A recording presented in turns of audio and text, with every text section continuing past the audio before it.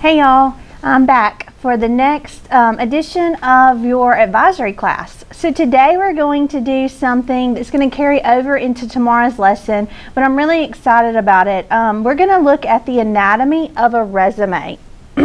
So a resume typically has 5 parts, and today we're going to talk about the first 3 parts in that resume.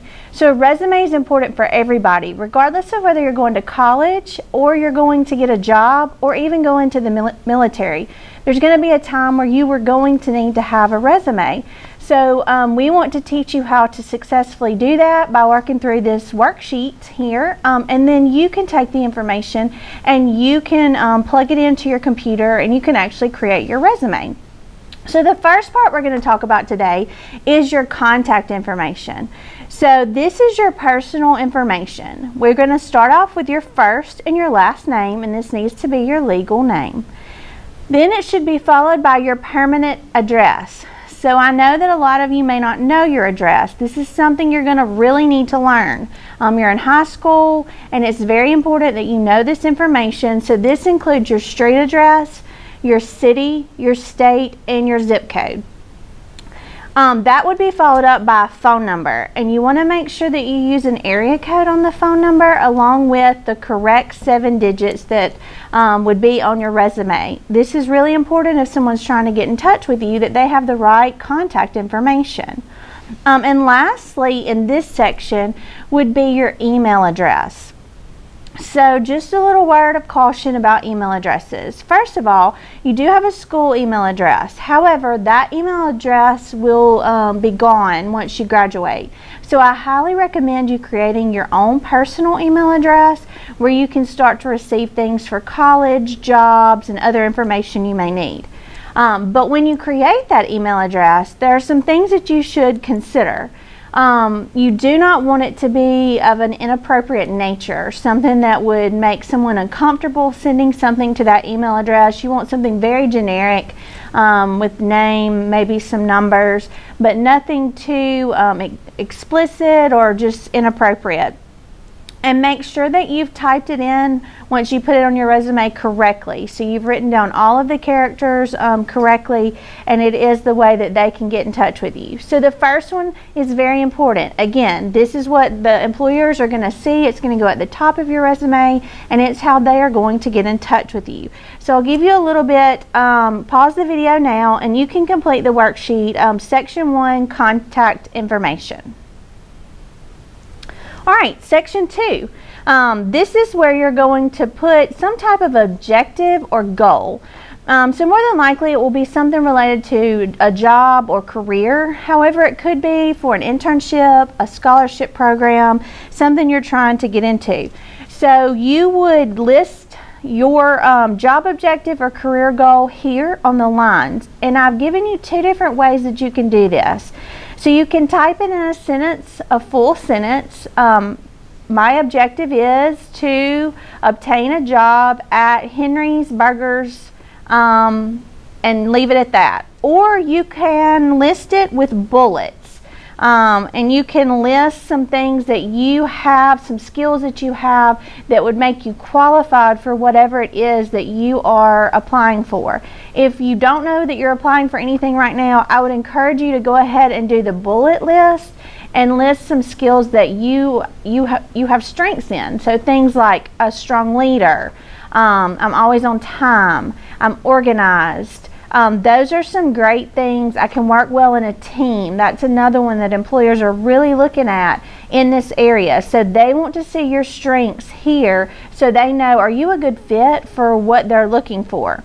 So Section 2 is your strengths, your job objectives, or your career goals. So take some time, think about what those are for you, and go ahead and list those on your worksheet now. All right, Section 3. So this is your educational background. So if you've only been at Brookwood High School, because you're only going to use your high school information and maybe any college information that you have at this point. But you would list Brookwood High School with the location being Brookwood as the city and Alabama as the state. Remember, our abbreviation is capital A, capital L. Make your English teachers proud with all these proper nouns, and let's capitalize things and punctuate them the way they need to be punctuated. So Brookwood High School, and then your diploma or degree earned. Well, obviously we don't award degrees, we give diplomas here at Brookwood High School, so this would be what you are working towards. So we currently have two diploma types, the Alabama High School Diploma or the Alabama High School Diploma with Academic Distinction. So that would be the one that you listed, and then your anticipated graduation date would of course be May of the year that you're supposed to graduate. That should be followed by your GPA. So just a little note on GPA. Remember, we talked about GPA the first time we met when we looked at transcripts. Your GPA can be found on the bottom of your transcript. And that is on a scale of 0 to 4.0. 4.0 means you've had all A's, zeros mean you've had all F's.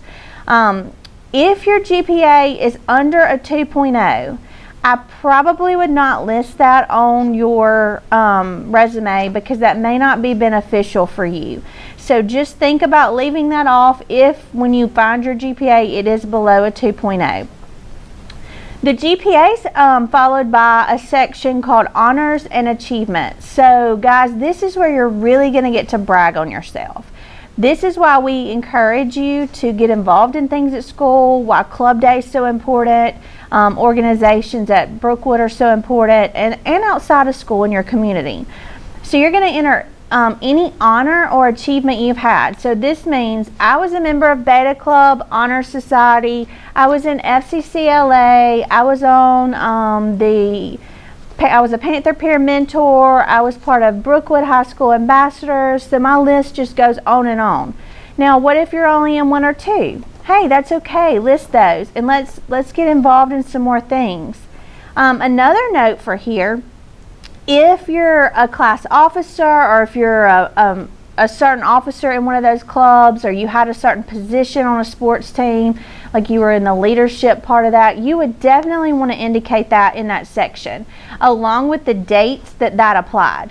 So if I was the president of Beta Club for the year 2020 to 2021, then I would list Beta Club, and then I would put a comma and list president, and then in parentheses I would list the dates 2020 to 2021, and I've given you several examples in your box. So this is where you would write that. Feel free to add paper if you need more room, because some of you are great and you've done lots of things, and we want to highlight all of that in this section. So section 3 is educational background. Now remember, if you've been to more than one high school, you're going to need to list all that information there under that section. And a lot of you have taken dual enrollment classes, and that's a huge accomplishment. So you're going to want a separate section under the high school section for your college section. So if you took dual enrollment classes from Shelton State, then you would want to do the same thing you did for Brookwood underneath that section. So you would say Shelton State Community College. That's located in Tuscaloosa, Alabama. There's not a diploma or degree earned, but you can certainly put the dates that you attended, and you can list your GPA that you have there. If you want to list how many credits, hours you've been awarded for Shelton, that would be great too. So anything that can show employers or people on committees that are looking at your resume that you are great and that you are set apart from your peers are what you want to put in this section. All right. We're going to stop here for today.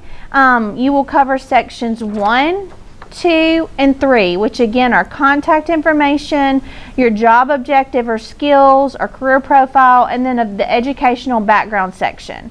And you will have time to complete the rest of this on our video tomorrow. Thanks, and go Panthers!